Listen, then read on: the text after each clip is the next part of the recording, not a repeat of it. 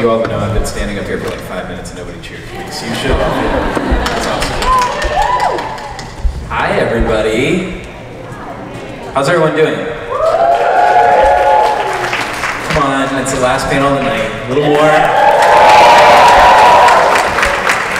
So, my name is Jeremy Atkins. I'm the Director of Public Relations at Dark Horse. I'm going to let these lovely folks to my right introduce themselves. Yes, I'm Chris Gage, writer of Angel and Faith. I'm Jen Espenson. I was one of the writers on the show, and this year I introduced along with Drew Greenberg, I introduced the Billy character. Hi, Gorgeous Genti. I'm the artist on Buffy season 8 and 9. Andrew Chambliss, the writer of Buffy this season. All right, so we've got some artwork that I'm going to kind of scroll through as we talk a little bit here. But I'm going to go ahead and we're going to start with both Chris and Andrew. I want to talk a little bit about, this is the first time that we've done 2 books running side by side. How was it kind of working together along with Scott Alley and everyone else to sort of figure out the ways to make these 2 books work together at the same time and crossover? Well, Scott has been really good, and Sierra and Freddie, the editors, at making sure everything lines up, at least on my end. And then Andrew and I, we email. We're both in LA, so Yeah, we email a lot, and occasionally we'll do conference calls where it'll be Scott, me, and Sierra, and Christos, and we'll talk about everything from Vampire rules to making sure that the final arcs match up and each kind of complement each other. It's been so cool when like a character is like, I'm leaving the room in this one to go to help the other people, and then you see them show up in your book, and it's like that. It's like it was planned. It's like it was planned. But the amazing thing is that the books come out when they're supposed to. Angel Faith comes out the last Wednesday of every month, and yours comes out 2 weeks after that. after that. So, we have had a couple instances where characters have left your book, shared mine, vice versa. And, luckily the timing has always worked out. Yeah. But yeah, and Scott's been great. Yeah. Keeping us, on track and making sure we're all talking to each other. And who else has been great is the artists who actually have the tougher job of getting the work done. Yes, that's true. Make sure it comes out on time. So kudos to Rebecca, who's not here, and I don't know who the other one is who draws, but somebody does it. Unless they have a machine doing it now, I don't know. Bite your tongue. So how many of you guys have been reading all the comics? So for anyone who hasn't, if maybe you guys could give us sort of a little idea of where we're at now in season 9. Well, in Angel and Faith, spoiler alert, at the end of season 8, Angel, under the influence of Twilight, killed Giles. So in season 9, he is, his big thing is he wants to resurrect Giles, despite the fact that you can't resurrect someone from a natural death and there is no magic anymore. So it's been a little tricky, bumpy road, and Faith at first wasn't into it. She was mentoring a group of Slayers, but then she kind of got invested in it along the way. One of the things that's been fun to explore is how Faith as a character, who I think has grown more than any of the other characters, but still always had this thing about wanting a father figure because she never had a real one. And she realized that Giles was the best one she ever had, and it was for so short a time. So now she's equally invested. And so, by the way, I promise that it won't be the very last issue of the season when you find out if they succeed or fail in resurrecting Giles. It'll happen sooner than that. In the meantime, the end of Magic has kind of driven Whistler, who is, you guys remember Whistler from the show, he's a balance demon, and there's no balance anymore because there's no more magic. So he's gone a little wacky, and he wants to bring magic back to the Earth by essentially releasing a magic plague that will infect everybody and make them part magic, except it'll kill about 2 billion people, small detail. So our guys are trying to stop that from happening as well.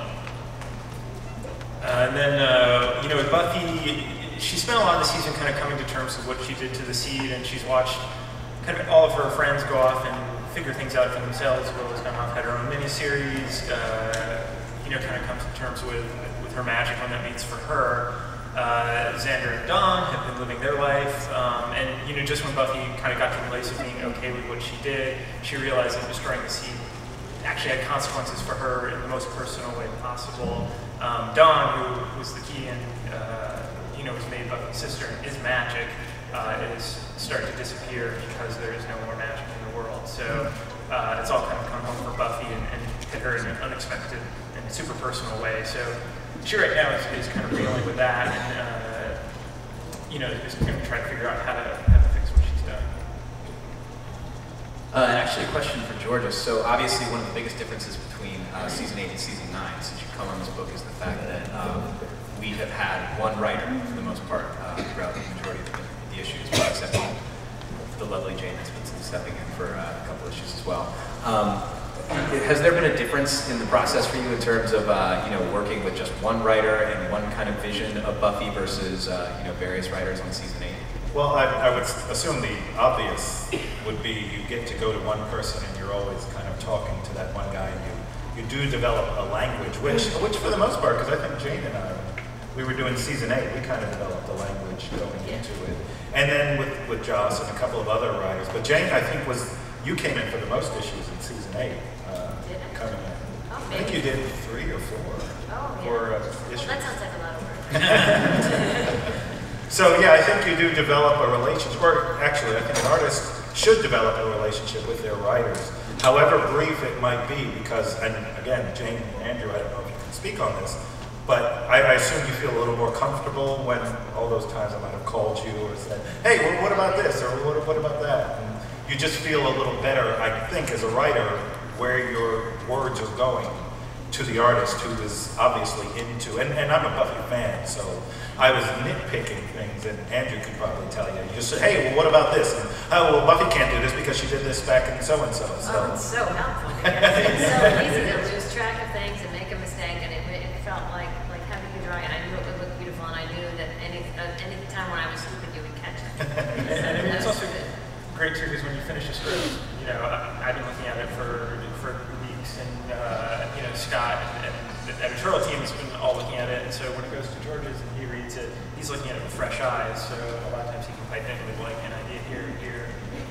and it's super helpful to have someone who's so close to it, but also can look at it a little bit more objectively than those of us who can stare at a computer screen for weeks working on it. So that's a great advantage, just to be able to have that go-between. And actually, Jane, obviously, you've done quite a bit of work on Buffy from television and now in comics. You're going to be bringing a new story out in Dark Horse Presents, correct? Yeah, a little short Billy story, a little specific adventure coming up, and I'm really excited about it. I love that character, and it was great to go back and see what he's doing now that he's had some time in the Buffy family. What can you tell us a little bit about it?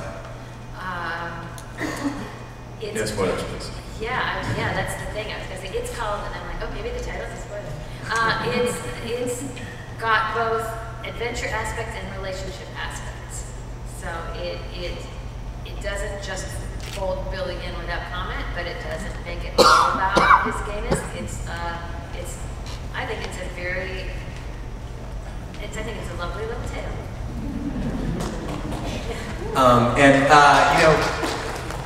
One of the things that I know we've talked about this on panels before, but I'm sure I don't have to tell anyone up here except for maybe Jane, having been a part of the show when it was on television. Coming into this world could be a little intimidating because it turns out that Buffy fans are pretty devoted. Yeah, it turns out. So, for everyone up here, well, except for maybe Jane, because her answer is kind of obvious. Were you guys fans of the show before coming onto the comic? And if not, which would not go over well in this room at all, I'm just kidding. What was it like to come into something that did have such a rich history prior to you stepping into this role?